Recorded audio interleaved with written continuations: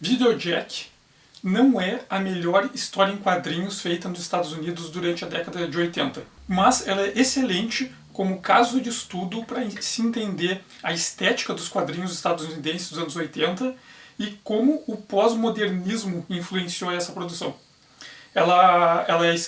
Tem roteiros do Cary Bates e do Kate Giffen, desenhos principalmente do Giffen e com outros convidados, e ela foi publicada entre 87 e 88 e foi lançada pela Epic Comics, que era o selo que a Marvel criou nos anos 80 para publicar quadrinhos autorais, em que os autores teriam liberdade criativa e seriam donos do que eles criassem. A trama de Videojack parte de um pressuposto bem simples. O Jack, que é o típico e clichê do adolescente não popular de uma cidadezinha do interior, ele é viciado em televisão, então toda a vida dele funciona em volta de assistir filmes e seriados.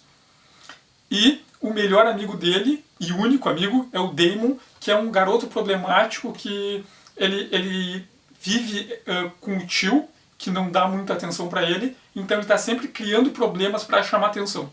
E eles vivem numa cidadezinha do interior em que aparece um serial killer e começa a matar pessoas de maneira misteriosa. E o tio do Damon, ele é praticante de magia negra. Então ele tem uma sala em que ele estuda magia negra há alguns anos, e ele diz pro Damon que ele não pode entrar lá. E nessa sala ele cria um projeto maluco em que ele aproveita um alinhamento de estrelas para usar um ritual de magia que também usa tecnologia e aí uma antena parabólica e uns aparatos de vídeo, em que esse experimento dele vai alterar a realidade. O tio do Damon é um tipo que está bem comum atualmente, que é o do reacionário saudosista. Sabe aquela pessoa que reclama que atualmente a geração só quer saber de mimimi e tal, e que bom mesmo era nos anos 80 e 90. Então, o tio do Damon é um cara que ele acha que a geração de jovens dos anos 80 são um bando de frouxo fracassado que corrompeu toda a cultura e a sociedade, e que bom mesmo era na década de 40. Então ele cria todo esse equipamento com um plano para usar uma fita de vídeo com um filme da década de 40 e alterar a realidade para que a cidade fique toda num ambiente construído num filme dos anos 40. Então, uma ideia idealizada dos anos 40. Só que o que acontece é que o Damon convida o Jack e os dois invadem a sala do tio, quando ele não está, bem na hora que vai acontecer o ritual, e eles usam o equipamento esse para sintonizar em vários canais ao mesmo tempo e assistir a MTV. Quando o ato da magia se realiza, o que eles usam como referência não é esse filme dos anos 40 da fita de vídeo do tio do Damon, mas sim a MTV e vários canais que estavam ligados ao mesmo tempo. Então eles passam, a cidade toda é alterada, tem a sua realidade alterada, e eles passam a coexistir num ambiente em que é uma sobreposição de vários canais de música pop, de cultura punk e de séries e filmes sobrepostos. A partir de Videojack dá para pensar várias questões interessantes. Uma delas é sobre essa relação de saudosismo cultural, esse culto a momentos culturais do passado como se fossem o auge, e depreciando as produções artísticas e culturais feitas no agora. Isso é uma coisa que está acontecendo muito ultimamente. Eu quero ainda fazer um vídeo sobre a estética do saudosismo e os problemas decorrentes daí. Mas é só a gente pensar nesse homem de meia-idade que renega a cultura dos anos 80, achando que ela é pobre e que não tem nada interessante, que ela está corrompida e distorcida, porque o bom mesmo é o que foi feito dos anos 40. Então, o quanto isso é ridículo se a gente projetar também essa mesma situação nesse culto exagerado aos anos 80 e aos anos 90, que o problema não é o culto aos anos 80 e aos anos 90, mas é o culto aos anos 80 e aos anos 90, desprezando tudo que se faz agora. É tão ridículo quanto esse personagem da história que tem essa relação em relação aos anos 40.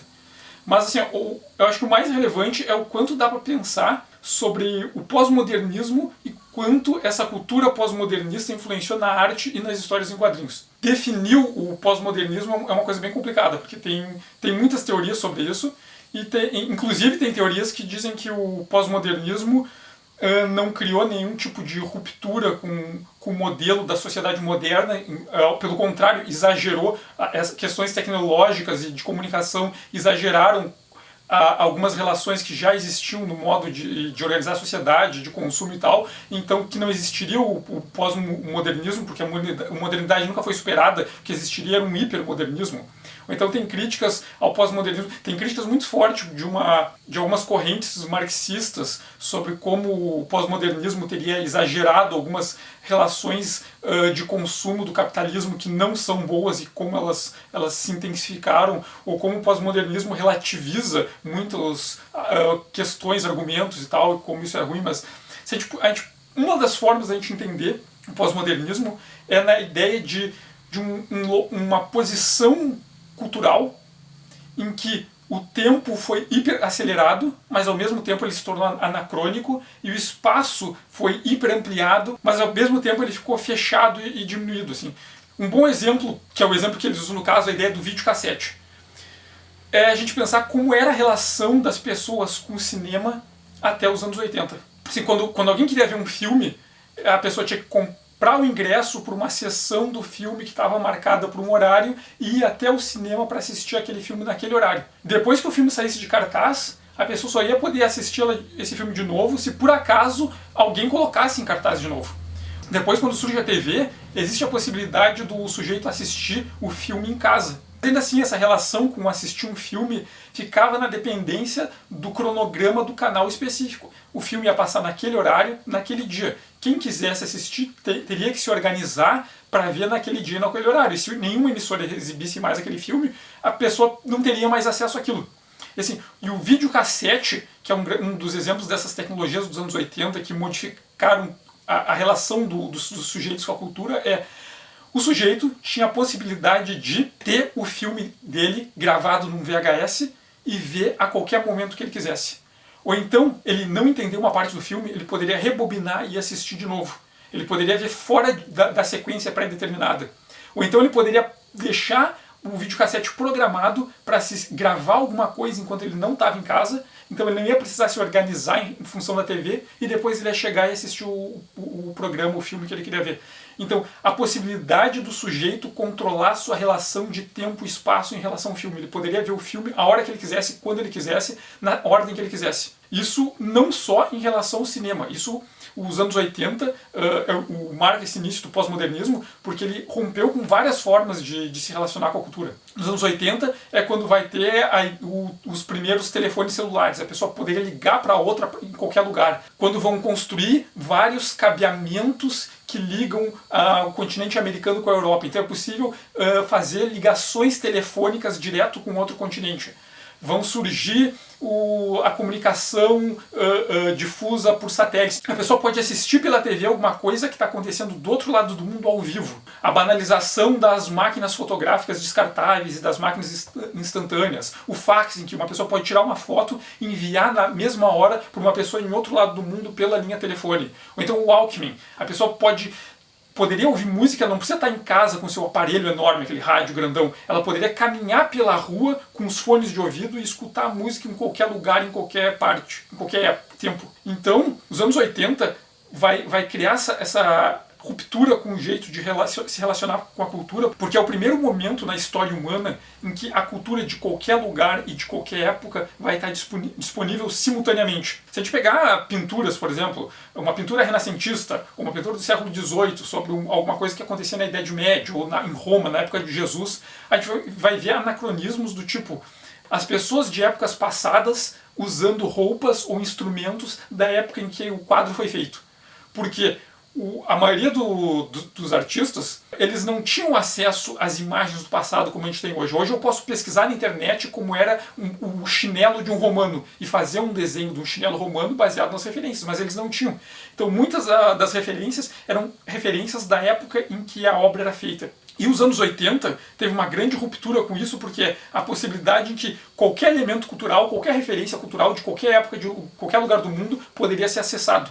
podia telefonar, tu podia pegar um VHS e enviar para uma pessoa, ou tu podia enviar essas imagens por fax, podia ir na biblioteca e acessar. Então, a noção do hiperespaço, dessa ideia de hiperespaço e hipertempo, é que todas as épocas e todos os lugares estavam sobrepostos ao mesmo tempo.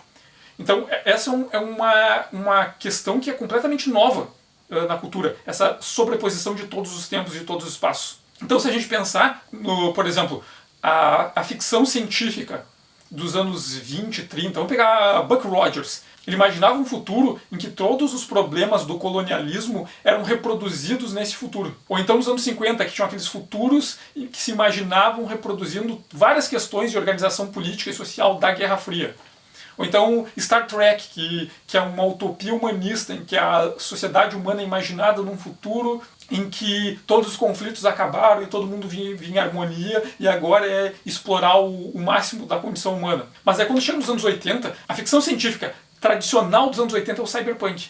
E o cyberpunk vai imaginar um futuro que é uma sobreposição de vários elementos culturais. Aquela cidade em que várias pessoas de várias etnias coexistem ao mesmo tempo, vários idiomas são falados, é uma miscelânea e colagens culturais, mas ao mesmo tempo as pessoas estão disputando um espaço, disputando um lugar nesse contexto. Então, de novo, é uma sobreposição de vários espaços, é um hiperespaço, mas ao mesmo tempo cada uma das pessoas tem que lutar e brigar para conseguir um pedacinho dentro desse hiperespaço. Ou então a noção desse hipertempo, que é anacrônico, né? Por exemplo, nos quadrinhos, Camelot 3000 é um exemplo que a gente pode pensar. Os mitos arturianos imaginados num futuro que tem elementos de ciência, de ficção científica, mas tem elementos de fantasia, e é tudo misturado e a gente não consegue mais diferenciar o que é o que. Essa sobreposição de várias épocas ao mesmo tempo. Então é uma coisa completamente anacrônica, mas não é um anacronismo pelo erro, não é, eu não sei as referências, não. É um anacronismo de que várias referências que não coexistiriam na história natural foram artificialmente colocadas umas sobre as outras para criar um imaginário cultural em que intencionalmente os elementos contraditórios coexistem. Então é uma sobreposição de várias camadas de tempo que ao mesmo tempo não é nenhum desses tempos. Tá, a gente pode pensar como isso se manifestou nos quadrinhos. Uma das características é essa tentativa de reproduzir essa sobreposição de vários elementos contrastantes que estão sempre em disputa. Por exemplo, Videojack, quando acontece essa alteração da realidade, essa manipulação da realidade, em que a cidade em que eles vivem é sobreposta por um clipe da MTV, em primeiro lugar. Então, é o lugar que eles vivem, mas ao mesmo tempo é um outro lugar completamente que coexiste. O conflito em Videojack, basicamente, é uma disputa pelo controle remoto.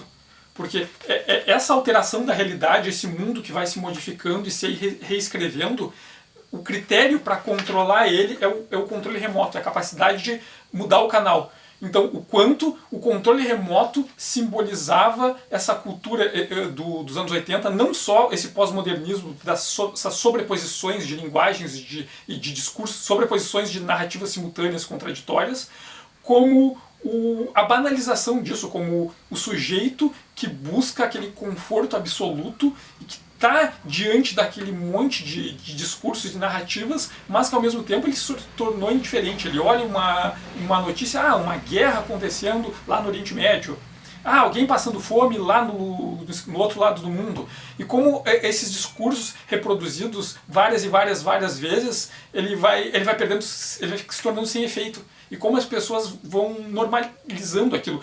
Esse sofrimento que a gente imaginar alguém passando fome, quando exibido na TV, vira um filme. Então o sujeito passa a imaginar aquilo não como uma realidade, mas como mais alguma coisa que existe para o entretenimento dele. Então essa disputa do controle remoto tem a ver também com a disputa do controle, né? O controle remoto simboliza muito os anos 80 essa fragmentação sobre o sujeito. Imagina aquele sujeito que fica sentado só mudando de canal. A TV a cabo, né, é uma invenção dessa época. Então, aquela pessoa que tem uma TV a cabo com uns 200 canais e ela fica sentado trocando de canal, trocando de canal, trocando de canal e vê um pedacinho de cada canal, mas não vê programa nenhum. Ela não está usufruindo de uma obra audiovisual específica. Ela está usufruindo dessa sensação de poder controlar o tempo e controlar o espaço dela. De novo, a sobreposição do tempo, a sobreposição do espaço e o controle sobre isso. Então, como o pós-modernismo passa para os sujeitos essa sensação de que eles teriam controle sobre o tempo e o espaço.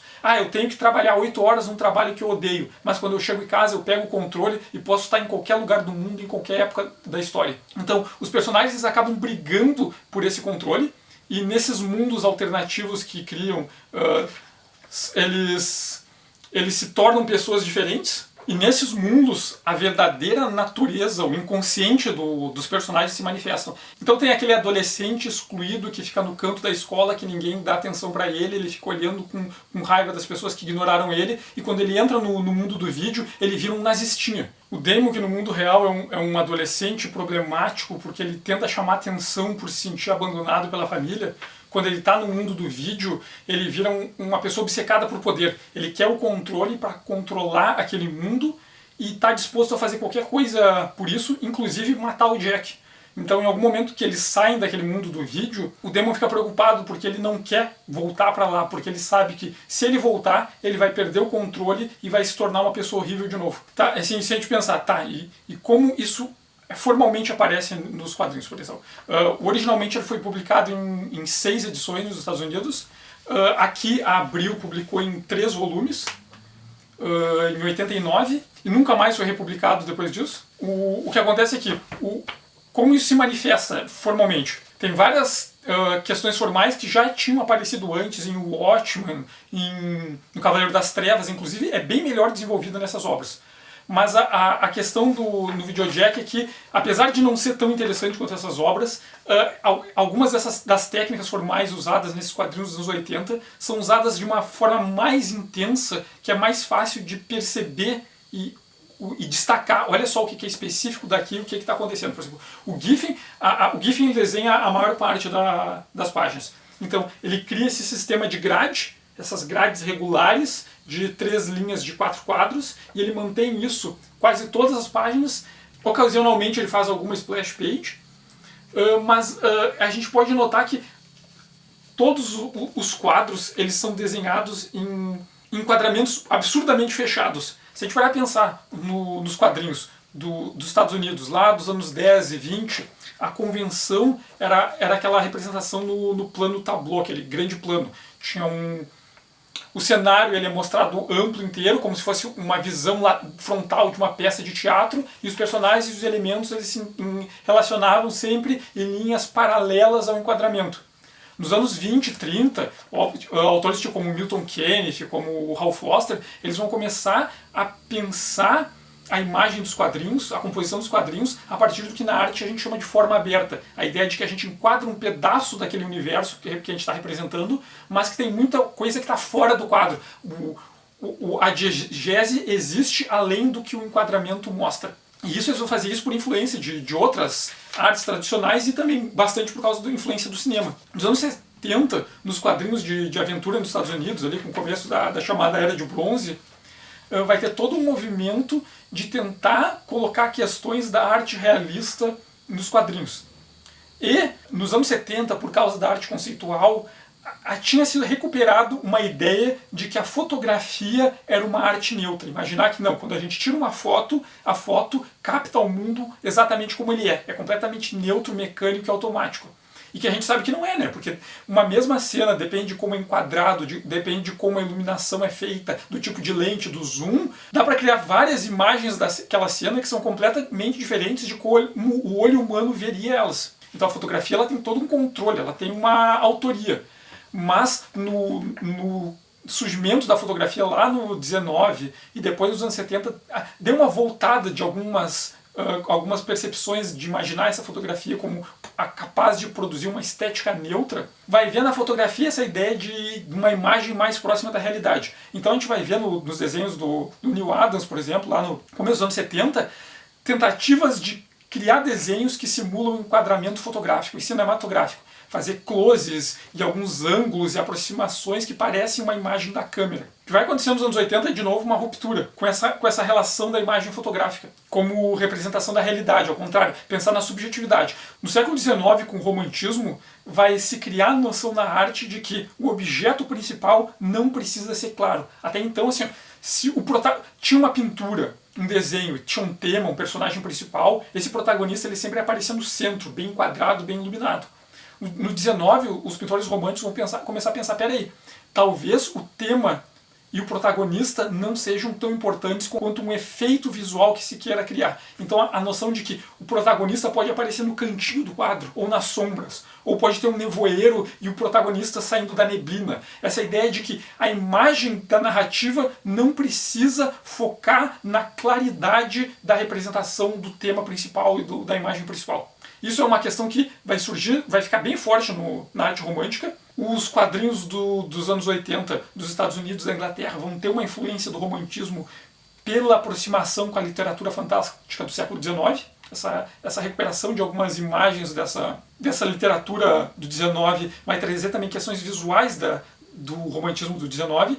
E a gente pode ver, por exemplo, uma coisa que hoje pode ser bem banal, mas no Watchmen, por exemplo, tem uma cena que eu acho bastante representativa, que é o Rorschach e o Coruja estão discutindo e em vez da imagem enquadrar neles, enquadrar na xícara, uma chaleira fervendo. A ideia de que o plano principal não precisa aparecer na imagem.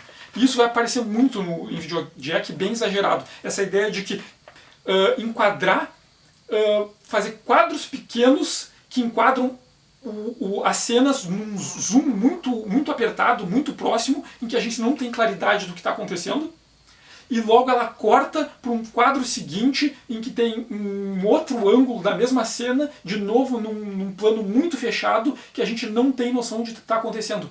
E a reprodução de vários pequenos quadros mostrando isso. É a tentativa de passar uma imagem de uma cultura que é baseada em ruptura e em fragmento. De novo, essa relação do pós-modernismo de que tudo que a gente tem é uma sobreposição de vários espaços e vários tempos, tudo misturado, uma miscelânea, uma colagem dessas épocas e desses espaços. Então, a ideia de passar essa sensação dos quadrinhos. O que Giffen vai fazer muito é isso, ele vai pegar várias imagens, vários quadros, que são esse super zoom, em que a gente não entende direito, a gente não vê o que está acontecendo, às vezes os personagens estão fora de cena e está só o balão, mas a narrativa é feita baseada nessa noção de fragmento, de colagem, de tentar interpretar o mundo a partir desse monte de picote de imagens e de sons que a gente captura. Como, de novo, eu vou entender o mundo a partir da troca de canal constante na TV. Eu vou trocar várias vezes de canal e vou achar que aqueles vários pedaços que eu vejo juntos vão me fazer ter uma interpretação do que está acontecendo,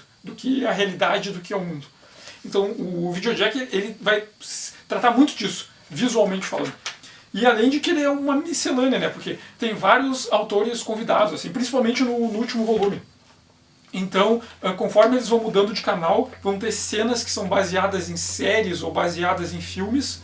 Sei lá, vai ter referência a Alien, a Jornada nas Estrelas, as outros seriados dos anos 80, o Recruta Zero.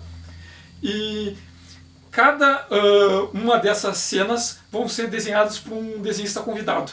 E o desenhista convidado vai ter liberdade para mudar um pouco a quantidade de quadros, apesar de que eles se mantêm geralmente quadros regulares, alguns fazem com mais quadros ou menos quadros por página.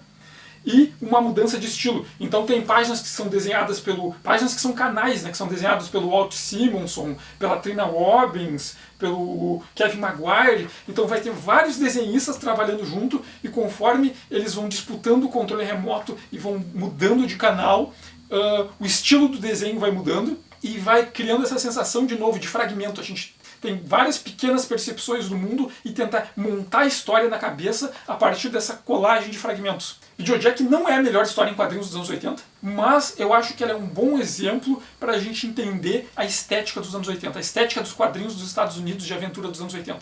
Tem várias técnicas que vão aparecer aqui, e elas vão aparecer exageradas, às vezes elas nem funcionam muito bem, mas dá para pegar a linguagem e usar como estudo para tentar entender e teorizar e pensar a partir dos quadrinhos dos anos 80. E de como o pós-modernismo influenciou os quadrinhos nos anos 80 e a arte em geral. Então por hoje é isso. Quem gostou do vídeo eu peço, se possível, curtir. Quem quiser acompanhar mais vídeos pode seguir o canal. E obrigado por assistir e até o próximo vídeo.